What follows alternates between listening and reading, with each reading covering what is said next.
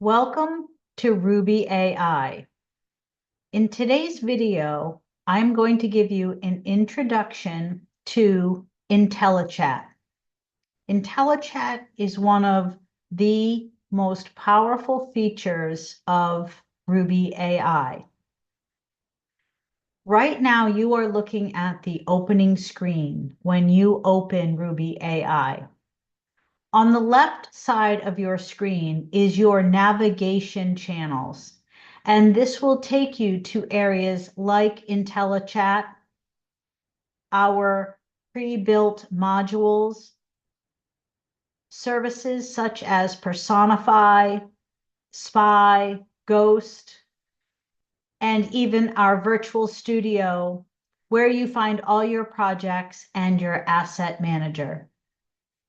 Right here on the main screen, if this is your first time logging into Ruby, you can get help. These are small, short videos that can help you get started in just a matter of a few minutes by watching the videos. Today, I'm going to take you into Intellichat. If you notice, at the top of my screen, I have chosen the workspace I'm in and also a project that I'm in. I could be in my default project. I could be in any one of my projects. And you can switch between them quite easily. I'm going to switch to RubiAI. And I am, as you can see here, I'm going to stay in my default project. Now, for the fun part, let's go to Intellichat. Click Intellichat, and here we'll load your primary workspace.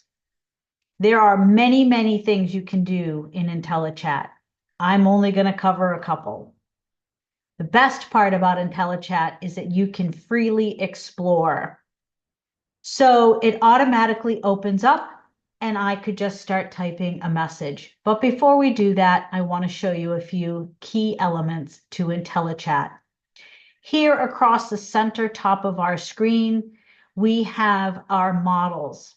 What are models? When you click this drop-down model, Intellichat has 9, 10 chats. We are always adding chats. And the beauty of this is that ChatGPT 4.0 is inside RubiAI.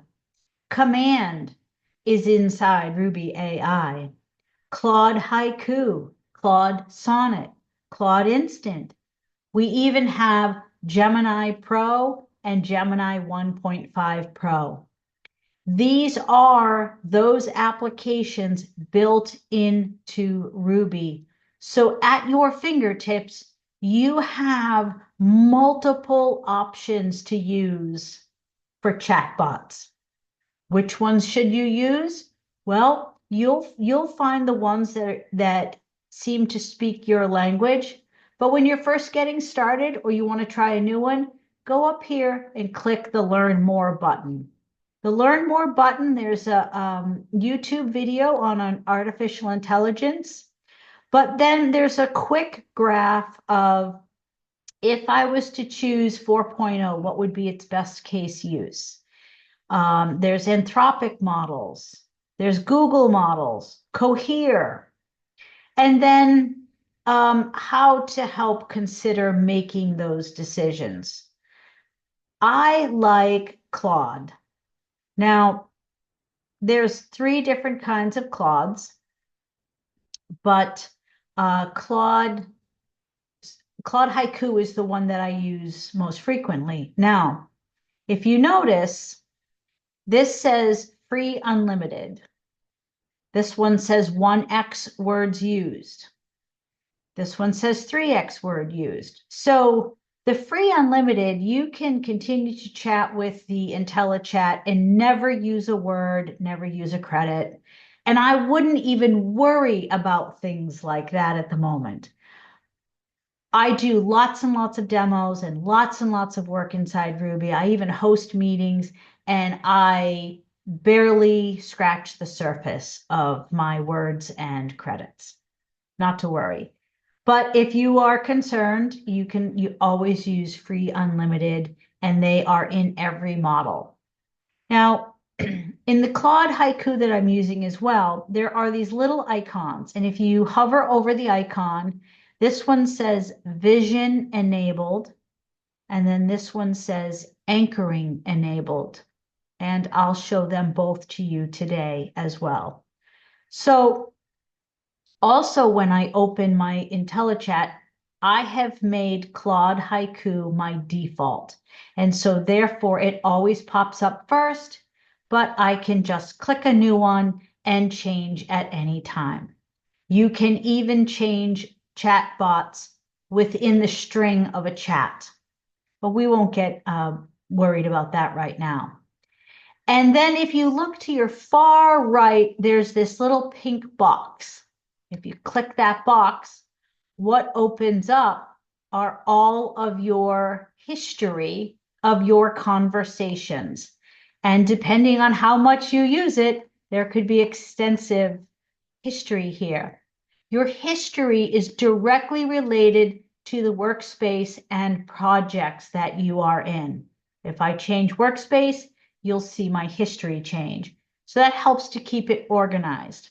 You can also at any time click the edit button and you can give your chat history a specific name so that you can keep track of your chat history.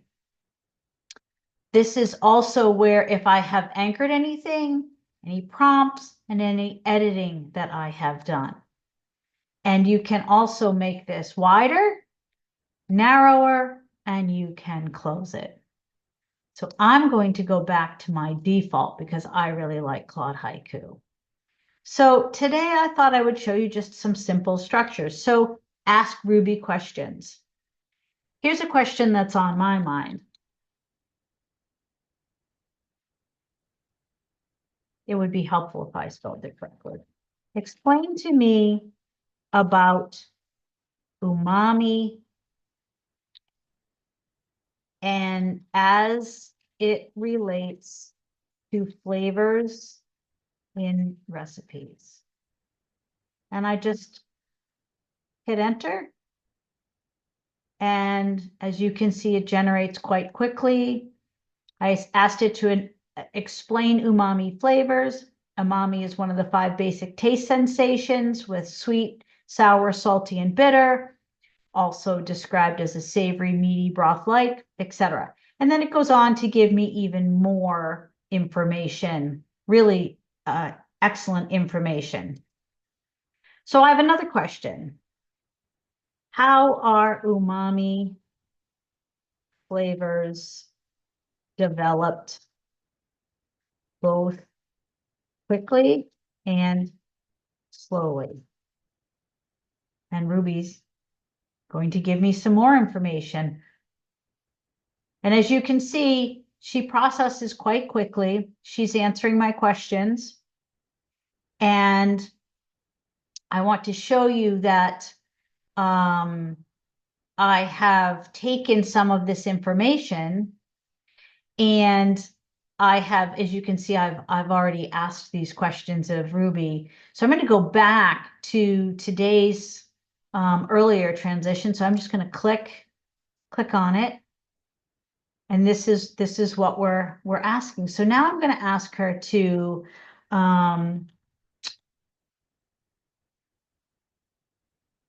do you have a simple recipe to develop umami flavors in a broth? You might notice that I'm very interested in cooking. And so she has given me a recipe for an umami-rich vegetable broth. And it's got all the ingredients and all of the instructions.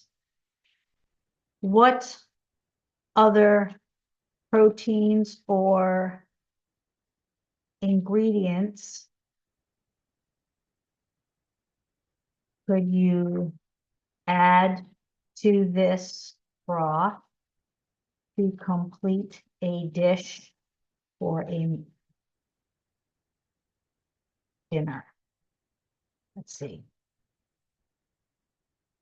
We have proteins, vegetables, grains, garnishes, etc. So I could take this, I could copy this, and I could go to the editor. And as you can see, I have added this already to the editor. And this is where I could take this information and I could take this recipe and I can save it. And I'm going to give it a name. I'm just going to simply call it umami broth recipe.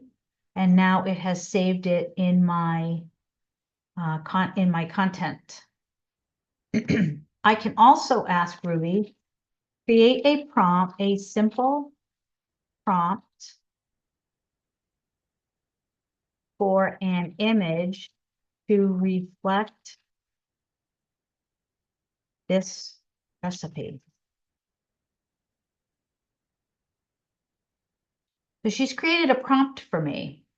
A steaming bowl of rich, savory vegetable broth filled with tender mushrooms, carrots, and celery. Wisps of steam rise up, hinting at the deep umami flavors simmered within, garnished with sprinkling of fresh herbs and broth ready to be ladled over a bed of hearty greens and noodles. So I'm going to copy this right from here. Oops. And I can go right over here to the virtual studio and I can take this, drop it into the image prompt section and create an image. I've already done that. So now I'm going to show you how to use the visioning part of our Intellichat.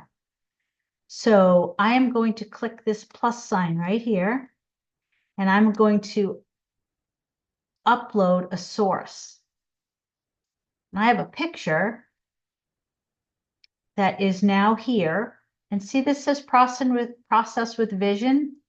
So now it has anchored this image, and I'm going to ask Ruby some questions about this image. Please identify the ingredients in this image.